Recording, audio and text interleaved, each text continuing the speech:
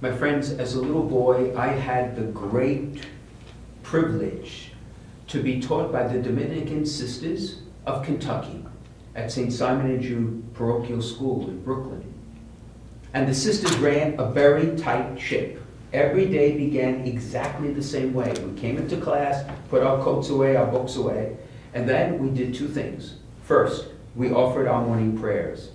And afterwards, as we turned to the opposite side of the classroom, Sister would ask us to put our hand over our heart, and we would pledge allegiance to the United States of America.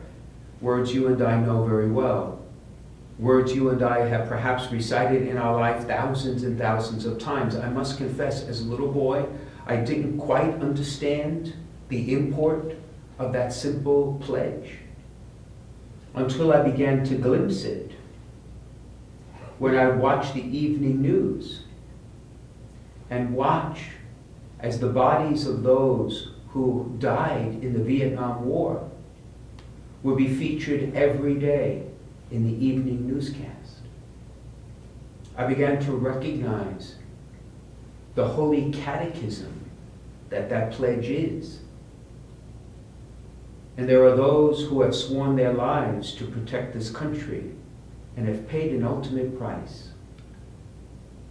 For allegiance means to recognize the proper place of those in authority over us, and to honor that to which we give our allegiance, and to serve generously and faithfully. So, my friends, we have in this great experiment, which we call the United States of America, something that we can truly pledge our allegiance to, despite its problems and its challenges.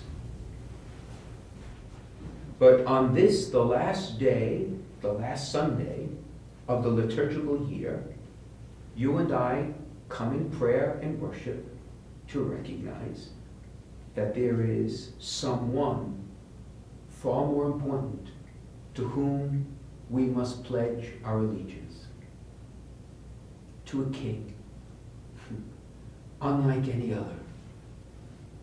A king who recognizes human poverty and suffering. One who dirtied his hands in the humanity that we share. A person like us in all things but sin, who came as love taking on flesh, so that he might establish a kingdom and invite us to have a place in it. You see, our baptism is our pledge of allegiance, beginning our road of discipleship as members of this kingdom.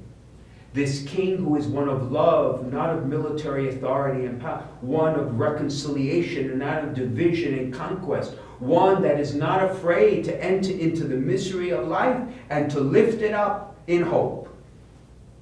A king who does not send soldiers into battle unless he leads that company in his life, death, and resurrection, and his enduring spirit. You see, my friends, we come here Sunday after Sunday to renew that pledge of allegiance to Christ, the King of all things. And so perhaps as we end this year together, we can have somewhat of an examination of conscience. For to pledge allegiance is to recognize the authority under which we live. And so I ask myself, as I ask you, how often do we acknowledge in word and deed the authority that Christ has over you and me? And not just over a part of my life or the life I want to give over, but every aspect of every part of your life and mine. He is King of all things, and of all of you and all of me. And so I ask, what part have we not yet given our allegiance to Christ? And we ought to honor him. We do that by the celebration of our sacraments and the time we offer in prayer to him. But we also honor him by acknowledging him, speaking about him, and allowing him to animate all that we do in the almost ordinary moments of our lives. To have the name of Christ on our lips often, so that we are not afraid to let the world know that we are true Christians and that it is to Christ we owe everything and it is to Christ we give everything. And how do you do that? You and I is to serve Him. And just like our brave women and men in the armed forces serve us so that we could remain free, often at great suffering and sacrifice, and even at the point of giving their lives, so too you and I are called to serve the one true King. By serving those in our midst, by being His hands and eyes and feet in the world, by living the 25th chapter of St. Matthew's Gospel, which we've heard today. We have often heard this. But we honor and serve the Lord by being His agents of change, hope, forgiveness, peace, and love. And when we fail to do that, you and I, we fail to honor Him, and our allegiance can become hollow. Next Sunday, we begin a new year. We begin the season of Advent, the ad venire, the coming of Christ into the world. And we will recall His coming at Christmas, and we will prepare for that. But we will also begin to prepare ourselves for His coming again as triumphant King over all creation that owes allegiance to Him.